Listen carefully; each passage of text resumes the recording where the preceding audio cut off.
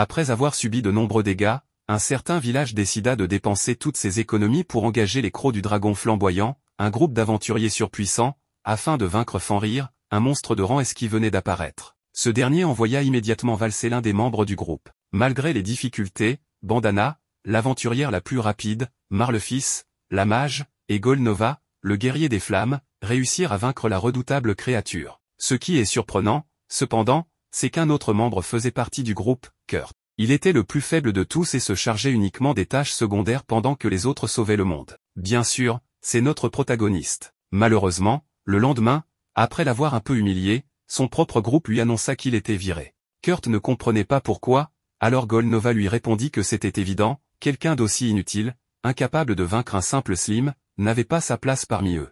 Les deux autres étaient d'accord et trouvaient Kurt encombrant. Malgré ses supplications, ils finirent par l'expulser sans ménagement. Quelques jours plus tard, sans autre option, notre protagoniste se rendit à une agence pour chercher du travail. La réceptionniste commença par lui poser quelques questions et lui fit passer un test d'aptitude. Après avoir noté son nom et son origine, elle voulut savoir ce qu'il faisait avant. Kurt expliqua qu'il s'occupait des tâches mineures pour les Crocs du Dragon Flamboyant, ce qui étonna beaucoup la jeune femme, car ce groupe venait d'être promu au rang SS. Bien qu'embarrassée d'avoir été licenciée, elle lui fit comprendre que cette expérience pourrait l'aider à décrocher une nouvelle opportunité. Vint alors l'évaluation de ses aptitudes. Dans ce monde, elles sont des talents octroyés par les dieux, et l'examen pourrait révéler des capacités que Kurt ignorait posséder. Les aptitudes sont classées de G, le plus bas, à SSS, le plus élevé. Par exemple, quelqu'un avec un rang bas ne pourrait pas trancher des objets durs avec une épée, alors qu'un individu de haut rang le ferait aisément. Kurt y vit une nouvelle chance, du moins jusqu'à ce qu'il découvre que toutes ses aptitudes étaient classées rang G, sans exception.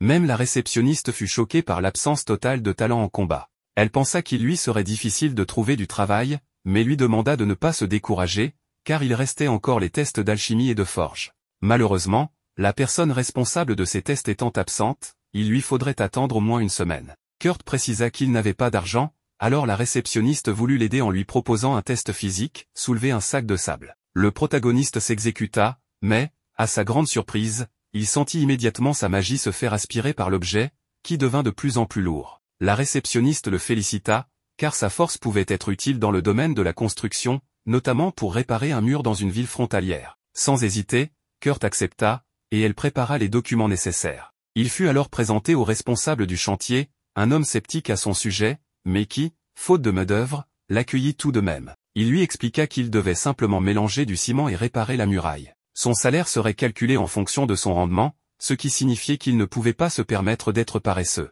Kurt se demanda s'il devait renforcer le ciment avec de la magie, mais comme son supérieur ne le lui avait pas précisé, il supposa que c'était une chose tellement basique qu'il n'avait pas jugé utile de le mentionner. Déterminé à prouver sa valeur, il se donna à fond.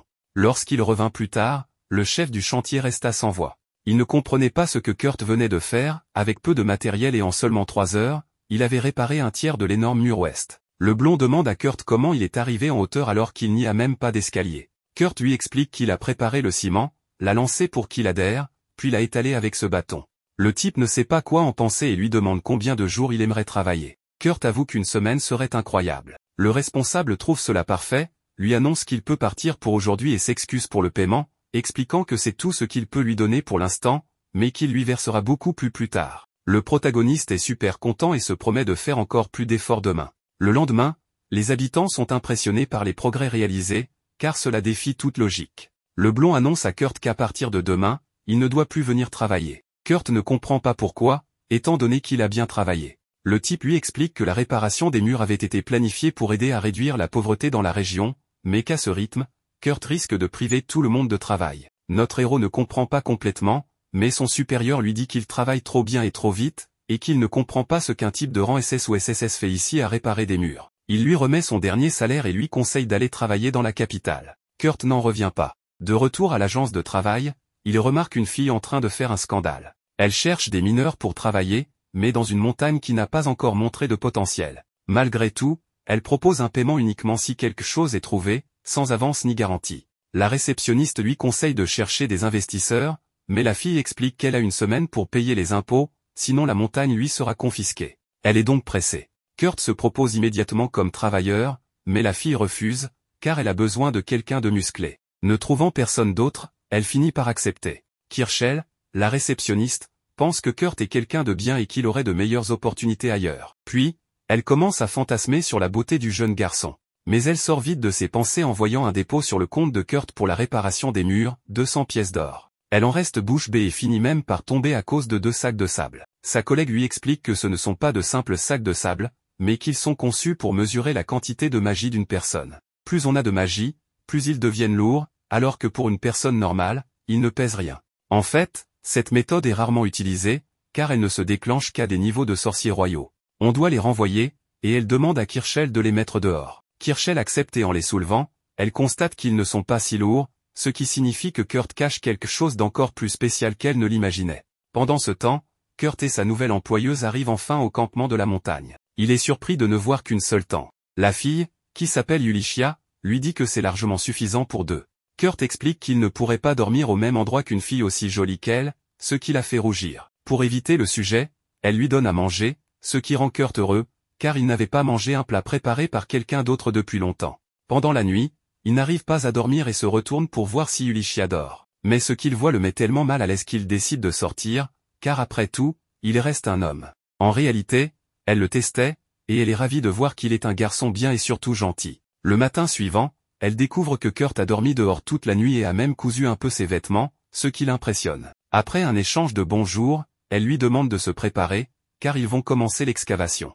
Kurt lui demande si elle a une stratégie pour savoir où creuser, mais elle répond que non et qu'ils commenceront au hasard. Kurt lui dit qu'ils ne peuvent pas creuser à l'aveuglette et qu'ils cherchent quelque chose en particulier. Il lui demande de le suivre. Après un moment, il trouve une pierre contenant de magnifiques cristaux, qui pourrait leur rapporter jusqu'à 3 pièces d'or. Yulichia n'en revient pas, en un rien de temps, il a trouvé une partie de ce dont elle avait besoin. Après quelques heures, Kurt a extrait tous les cristaux des roches, et Yulichia est impatiente de les vendre. Mais Kurt lui demande d'attendre. Elle accepte, pensant que c'est parce qu'il a fait tout le travail. Mais en réalité, ce n'est pas la raison. Kurt explique que les cristaux sont trop petits pour être vendus à bon prix, alors il décide de les transformer en cristaux magiques. Yulichia est stupéfaite, moins de 10 mages dans tout le royaume sont capables de le faire. Pourtant, en quelques secondes à peine, Kurt y parvient. Elle n'en croit pas ses yeux, car même pour créer le plus petit cristal magique, il faut normalement au moins 1 heure. Kurt, quant à lui, doute de ses affirmations.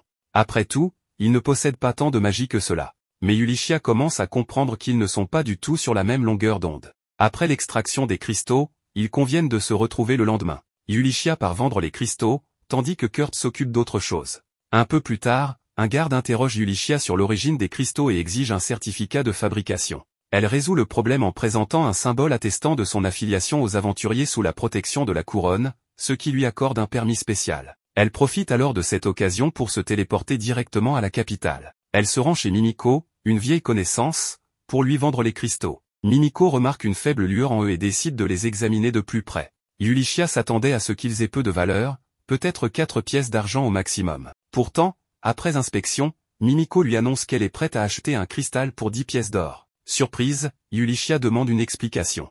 Mimiko lui révèle que ces cristaux contiennent 10 fois plus de magie que la normale et que leur faible éclat est en réalité une protection empêchant la magie de s'échapper. Yulichia l'informe qu'elle en possède encore 49. Pour Mimiko, ce n'est pas un problème, elle sort immédiatement une bourse contenant 500 pièces d'or. Cependant, Mimiko pose 2 conditions, Yulichia ne doit vendre ses cristaux dans aucune autre boutique, car elles seules sont capables d'évaluer leur véritable valeur. Elle veut absolument savoir qui les a fabriqués. Yulichia refuse de répondre sans l'autorisation de Kurt. Mimiko insiste en invoquant son statut de sorcière de la cour royale, un rang équivalent à celui d'une comtesse honorifique. Mais Yulichia n'en a que faire et refuse catégoriquement. Finalement, Mimiko tente une autre approche. Elle lui demande, en tant qu'amie, de protéger Kurt et de veiller à ce qu'aucun autre royaume ne puisse s'emparer de lui. Elle lui révèle aussi que la cour royale et ses collègues envisagent sérieusement de lui offrir le poste de directeur de l'Institut royal de magie. De plus, le roi pourrait même lui accorder le titre de comte honorifique. Sous le choc, Yulichia finit par accepter. Plus tard, elle se rend à l'agence de travail, où Kirschell et sa collègue meurent d'envie de savoir qui est Kurt. Grâce à son affiliation, Yulichia obtient toutes les informations sur lui. Elle apprend qu'il faisait partie d'un groupe de rang SS et qu'il a travaillé sur la réparation des murailles de la ville. Avant de partir, elle demande à Kirschell de déposer toutes les pièces d'or sur le compte de Kurt et lui interdit strictement de divulguer la moindre information sur lui, peu importe qui la demande. De retour au campement, Yulichia découvre avec stupeur que Kurt a construit une maison entière pendant son absence. Choquée, elle lui demande s'il trouve normal de bâtir une maison en une seule nuit. Avec un air détendu, Kurt répond que, dans son village, c'est tout à fait standard. Yulichia ne sait plus quoi penser.